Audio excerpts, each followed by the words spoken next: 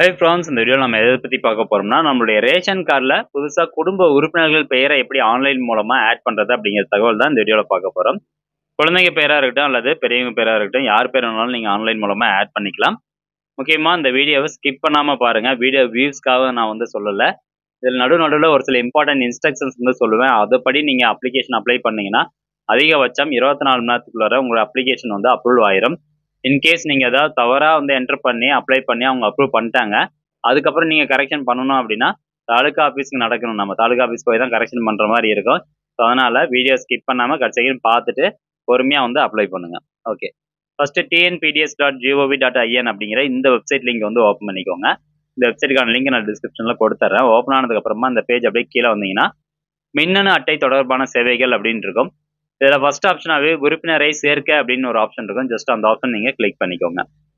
அடுத்தபடியா இந்த ரேஷன் கார்டுல எந்த மொபைல் நம்பர் லிங்க் ஆயிருக்கோ அந்த மொபைல் நம்பர் கரெக்டா நீங்க அதில் டைப் பண்ணிக்கோங்க. தப்பா இருந்துச்சு அப்படின்னா லாகின் ஆகாது. தென் நெக்ஸ்ட் கீழே பார்த்தீங்கன்னா ஒரு கேப்சா கொடுத்துருப்பாங்க. அந்த கேப்சா கோடையும் கரெக்டாக டைப் பண்ணிக்கோங்க.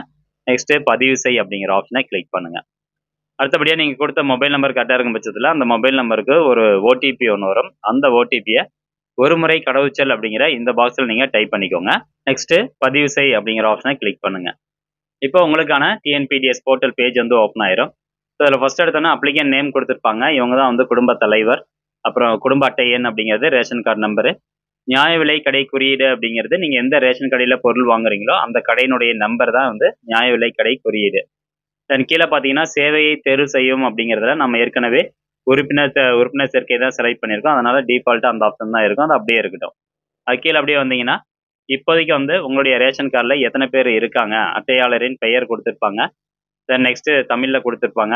அடுத்தபடியாக பாலினம் ஜெண்டர் கொடுத்துருப்பாங்க. அது ஏஜ் கொடுத்துருப்பாங்க. உறவு முறை கொடுத்துருப்பாங்க. ஸோ ஃபர்ஸ்ட்டாக குடும்ப தலைவர் பெயர் கொடுத்துருப்பாங்க. குடும்ப தலைவருக்கு கீழே உள்ள நபர்கள் என்ன உறவு முறை அப்படிங்கிறத அடுத்தடுத்து ஒவ்வொரு பேருக்கு நேராக லாஸ்ட்டாக கொடுத்துருப்பாங்க. கீழே அப்படியே ஸ்க்ரோல் டவுன் பண்ணிட்டு வந்தீங்கன்னா இந்த இடத்துல பாருங்க குடும்ப உறுப்பினர் சேர்க்கை அப்படின்னு இருக்கும். இதில் தான் நம்ம யாருடைய பெயர் ஆட் பண்ண போகிறோமோ அவங்களோட டீட்டெயில்ஸ் கொடுக்கணும். குழந்தைங்க பேர், பெரியவங்க பேர், யார் வேணாலும் நீங்கள் யார் பேர் வேணாலும் நீங்கள் கொடுத்துக்கலாங்க. இப்போ நான் யாருடைய பெயர் ஆட் பண்ண போறேன்னா அவங்களுடைய பெயர் ஃபர்ஸ்ட் டைப் பண்ணிக்கிறேன். இந்த பெயர் டைப் பண்ணும்போது முக்கியமாக நீங்கள் கவனத்தில் கொள்வது என்ன அப்படின்னா, உங்களுடைய இந்த குடும்ப உறுப்பினரோட ஆதார் கார்டில் பேர் எப்படி இருக்கு. ஸோ ஆதார் கார்டில் தான் நம்ம ப்ரூஃபாக அட்டாச் பண்ண போகிறோம். ஸோ அதனால் ஆதார் கார்டில் பேர் எப்படி இருக்கோ அதே மாதிரி இந்த நேம் அப்படிங்கிற பாக்ஸில் இங்கிலீஷில் டைப் பண்ணிடுங்க. இனிஷியல் பின்னாடி இருந்தால் பின்னாடி, முன்னாடி இருந்தால் முன்னாடி. ஸோ ஆதார் கார்டில் இருக்கிற மாதிரி கரெக்டாக டைப் பண்ணிவிட்டு நெக்ஸ்ட் இந்த இடத்துல பார்த்தீங்கன்னா பெயர் அப்படின்னு இருக்கும். இதில் நீங்கள் தமிழில் டைப் பண்ணணும். தமிழில் டைப் பண்ணுறதுக்கு இந்த இடத்துல பாருங்கள் ஒரு பென்சில் சிம்பிள் மாதிரி கொடுத்துருப்பாங்க. அந்த சிம்பிள் கிளிக் பண்ணிங்கன்னா உங்களுக்கு தமிழ் லெட்டர்ஸ் இதில் டிஸ்பிளே ஆகும். ஸோ ஒவ்வொரு தமிழ் லெட்டர்ஸாக பார்த்து நீங்கள் இதில் செலக்ட் பண்ணிக்கோங்க. அப்படி இல்லை நீங்கள் மொபைல் மூலமாக அப்ளை பண்ணுறீங்கன்னா மொபைல்லேயே தமிழ் கீபோர்டு இருக்கும். அது மூலமாக கூட நீங்கள் தமிழ் ஈஸியாக டைப் பண்ணிக்கலாம்.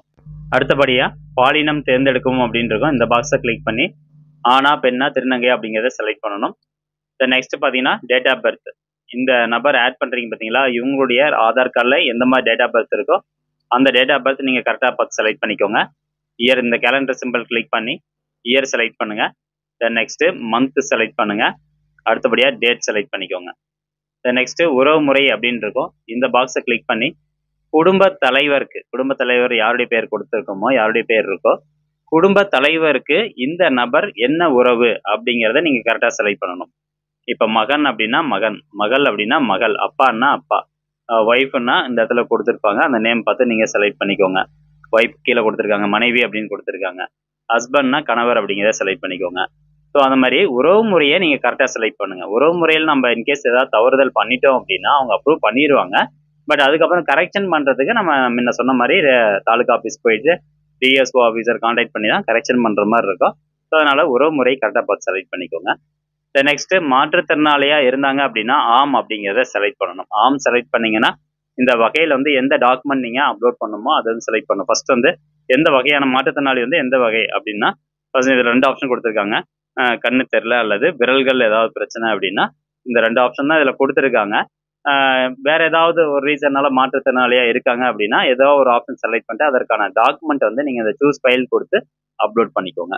இன்கேஸ் மாற்றுத்திறனாளியாக இல்லை அப்படின்னா இல்லை அப்படிங்கிறத செலக்ட் பண்ணுங்க. இல்லை செலக்ட் பண்ணதுக்கப்புறம் இதில் நம்ம எதுவுமே டாக்குமெண்ட் அப்லோட் பண்ணுற மாதிரி சிம்பிள்ஸ் வராது. நெக்ஸ்ட் மற்ற ஆவணங்கள் அப்படின்னு இருக்கும். இந்த பாக்ஸ் கிளிக் பண்ணிக்கோங்க.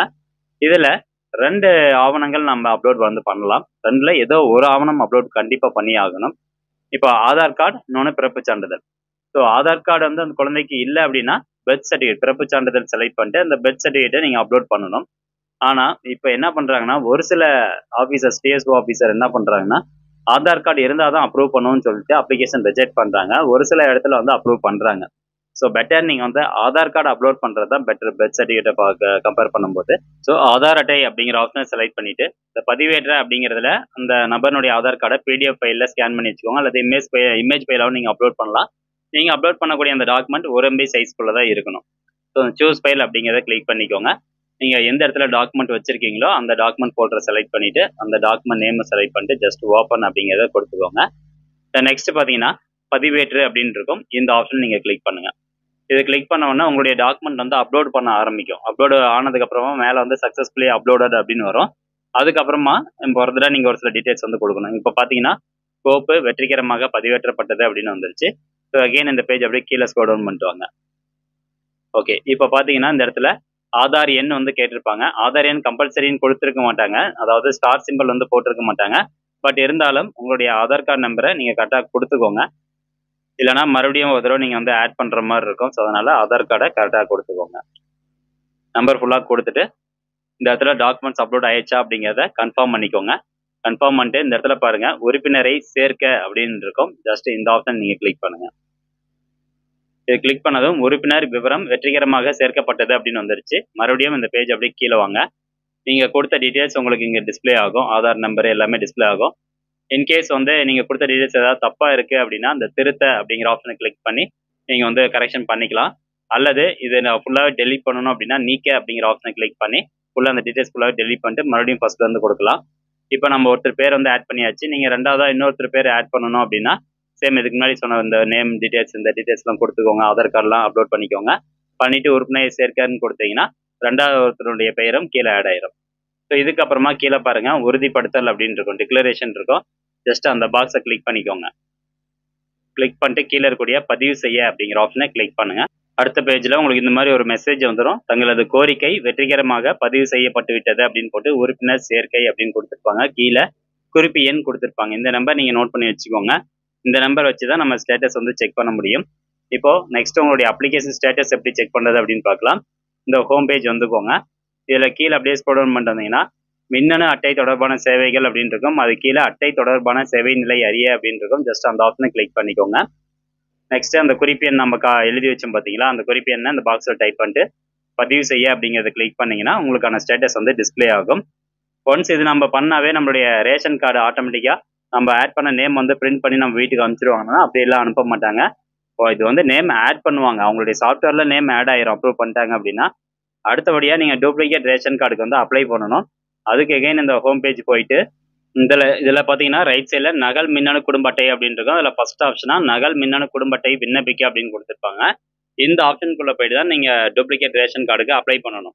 அது எப்படி அப்ளை பண்ணுறதுன்னு இருக்குன்னு நம்ம சேனலில் ஒரு வீடியோ போட்டிருக்கோம். அந்த வீடியோக்கான லிங்க் டிஸ்கிரிப்ஷனில் இருக்குது. அதை பார்த்து நீங்கள் அப்ளை பண்ணிக்கோங்க. இப்போதைக்கு வந்து பார்த்தீங்கன்னா நீங்கள் அப்ளை வந்து பண்ணி வச்சிருங்க. ஒன்ஸ் உங்களுடைய பேர் ஆட் பண்ணுறதை அப்ரூவ் பண்ணிட்டாங்க அப்படின்னா நீங்கள் ரேஷன் கார்டு டவுன்லோட் பண்ணிக்கூட நீங்கள் யூஸ் பண்ணிக்கலாம். ரேஷன் கார்டு எப்படி டவுன்லோட் பண்ணுறதுங்கிறதுக்கான வீடியோ லிங்க் டிஸ்கிரிப்ஷனில் கொடுத்துட்றேன். ஸோ அதுவும் வந்து ஒரு ப்ரூஃப் தான். ரேஷன் கார்டு நீங்கள் பயன்படுத்திக்கலாம். அதாவது இந்த நபர் எங்கள் குடும்பத்தில் தான் இருக்காரு அப்படிங்கிறதுக்கான ஒரு ப்ரூஃபாக நீங்கள் ரேஷன் கார்டு கூட பயன்படுத்தலாம். ஏன்னா இப்போ அந்த ரேஷன் கார்டு புதுசாக பிரிண்ட் ஆகி வரதெல்லாம் டிலே ஆகிட்டு இருக்கு இல்லைங்களா. ஸோ அதனால ரேஷன் கார்டு பயன்படுத்துங்க. ஓகே ஃப்ரெண்ட்ஸ், மீண்டும் அடுத்த ஒரு நல்ல பதிவில் சந்திக்கலாம். நன்றி, வணக்கம்.